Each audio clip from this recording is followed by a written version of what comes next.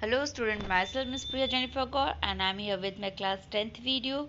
The subject is history and the chapter name is nationalism in India. So finally we are in the last phase of our this chapter, and in our previous chapter previous video we have discussed about the sense of collective belonging, that how the symbols, the paintings, the slogans, the rhymes, the poems, the songs change the concept of struggle and nationalism and the views of nationalists. Somehow they literally enhanced and flourished the cultural properties of India. So in this video we are going to discuss the last part of our nationalism in India. A growing anger against the colonial government was thus bringing together various groups and classes of Indians into a common struggle for freedom in the first half of the 20th century. तो क्या हो रहा था कि जैसे जैसे लोगों के ऊपर जो ब्रिटिश सरकार थी आक्रोश फैलाती जा रही थी, उनके ऊपर उनकी कंडीशन को वर्स करती जा रही थी, वैसे वैसे लोगों का जो गुस्सा था उनके प्रति वो और भी ज़्यादा डे टू डे बढ़ता गया। और कहीं ना कहीं यही एक रीज़न बना कि चाहे वो किसी भी कास्ट, किसी भी ग्रुप, किसी भी कम्युनिटी के इंडियंस जो थे वो एक संग निकल गए, एक संग हो गए, कॉमन हो गए किसके लिए, फ्रीडम को पाने के लिए। और ये बात कब की है, जब हम अपनी 20वीं शताब्दी के फर्स्ट हाफ में चल रहे थे। The Congress under the leadership of Mahatma Gandhi tried to channel people's grievances into organized movements for independence. और कहीं ना कहीं जो कांग्रेस पार्टी के जो लोग थे, जब महात्मा गांधी लीडरशिप के पोस्ट पे थे, जब वो लीड कर रहे थे कांग्रेस पार्टी को, तो कांग्रेस सरकार ने पूरी कोशिश की कि वो लोगों की भावनाओं को समझे, उनकी बातों को समझे, उनके प्रॉब्लम्स को समझे और उनकी हर एक प्रॉब्लम को ऑर्गेनाइज्ड वे में आंदोलन के तहत उन्हें इंडिपेंडेंस दिलाने की, उन्हें इंडिपेंडेंट करने की कोशिश करें। Through such movements, the nationalists tried to forge a national unity, but as we have seen, diverse groups and classes participated in these movements with varied aspirations and expectations. Although जो Congress party थी उसने पूरी कोशिश की कि आंदोलन के तहत हम नेशनलिज्म को लोगों के अंदर एक यूनिटी ला सके, एकता ला सके, पर क्या हुआ, जैसा कि हमने देखा, चाहे हम नॉन कॉपरेशन मूवमेंट की बात करते हैं, चाहे हम साल सत्याग्रह की बात करते हैं, सिविल डिसोबीडियंस मूवमेंट की बात करते हैं, तो हर एक प्रांत के हर एक व्यक्ति की, इंडिविजुअल्स की अपनी अपनी सोच, अपनी अपनी समझ थी स्वराज को लेके, नॉन कॉर्पोरेशन को मूवमेंट को लेके, हर एक चीज़ों को लेकर उनकी अपनी अपनी समझ थी। जैसा कि हमने देखा था कि प्लांटेशन वर्कर्स और कंट्री साइड्स के व्यूज़ टोटली अलग थे नॉन कॉर्पोरेशन मूवमेंट में।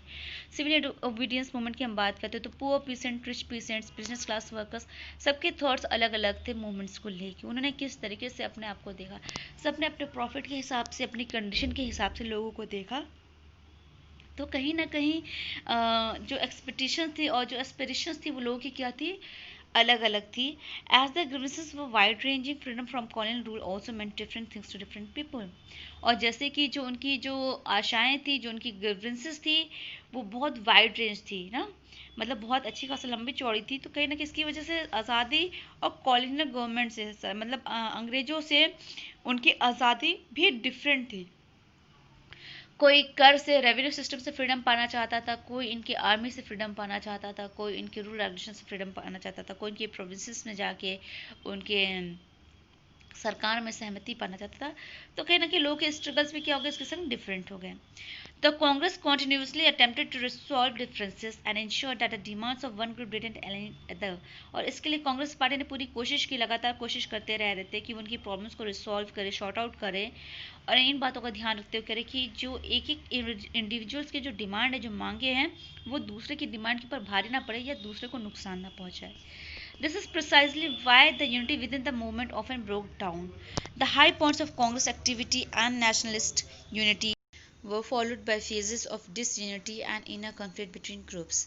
बट क्या था कि हाई पॉइंट जो कांग्रेस एक्टिविटी के थे वो क्या थे कि नेशनलिस्ट यूनिटी तो फॉलो हो रही थी, बट कुछ टाइम उन्हें, कुछ पहलू में उन्हें ये चीज़ें भी फेस करनी पड़ी कि लोगों में अनेक, मतलब लोगों में झगड़े देखने को मिले, यूनिटी नहीं देखने को मिली हमें।